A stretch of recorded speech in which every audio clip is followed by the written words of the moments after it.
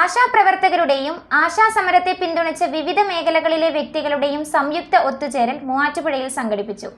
ആശാ കേരളം വിജയപാതയിൽ മുന്നോട്ട് എന്ന പേരിൽ നടത്തിയ പരിപാടി മാത്യു കുഴൽനാടൻ MLA ഉദ്ഘാടനം ചെയ്തു.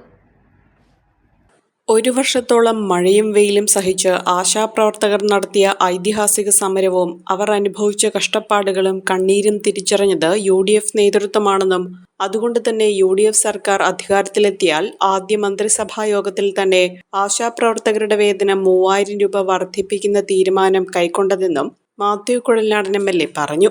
പക്ഷേ ആശാ സമരത്തിന്റെ ഒരു പ്രത്യേകത എന്ന് പറയുന്നത് നിങ്ങളുടെ ആ ഒരു ആശാ കമ്മ്യൂണിറ്റിക്ക് അതിൻ്റേതായ ഒരു വണറബിലിറ്റി ഉണ്ട്. വണറബിലിറ്റി എന്ന് വെച്ച് കഴിഞ്ഞാൽ അതിൻ്റേതായ ഒരു പരിമിതികളും ദൗർബല്യവും ഒക്കെ ഉണ്ട്.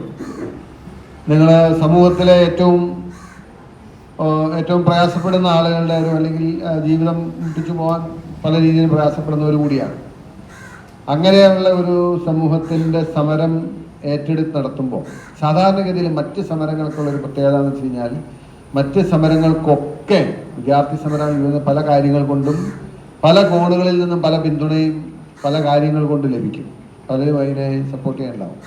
പക്ഷേ ഈ സമരത്തിൽ ഒരു പക്ഷേ നിങ്ങൾ ഒറ്റയ്ക്ക് തുഴയേണ്ടി വന്നു. ഞങ്ങൾ പ്രതിപക്ഷമായിരുന്ന സമയത്ത് ഞങ്ങളെപ്പോലുള്ളവർ പ്രതിപക്ഷ നേതാവടക്കം ഞങ്ങൾ കോൺഗ്രസ് പാർട്ടിയൊക്കെ പിന്തുണച്ചു എന്നുള്ളത് ശരിയാണെങ്കിലും ആശമാരെ സംഘടിപ്പിച്ച് എടുക്കുന്ന ഒരു പ്രക്രിയയിലേക്ക് കടന്നു വന്നപ്പോൾ അധികാരത്തിലിരുന്ന സർക്കാരും അധികാരം കൈയാളുന്നവരെല്ലാവരും ചേർന്ന് അടിച്ചമർത്താൻ ശ്രമിച്ച ഒരു സമരമാണ്.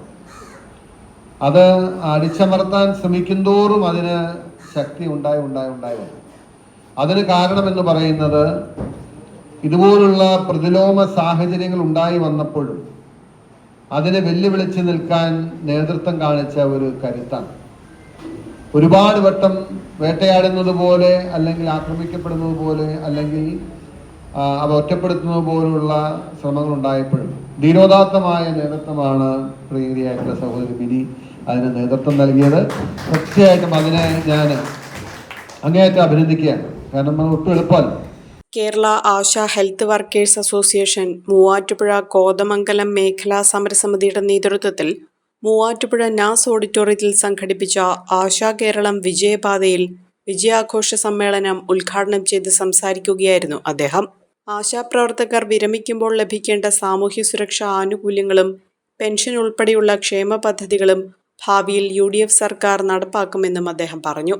സമ്മേളനത്തിൽ വെച്ച് PSA ലത്തീഫ് രചിച്ച ഒരിക്കൽ മാത്രം എന്ന പുസ്തകം സമരസഹായ സമിതി അംഗങ്ങൾക്ക് വിതരണം ചെയ്യുകയും ചെയ്തു.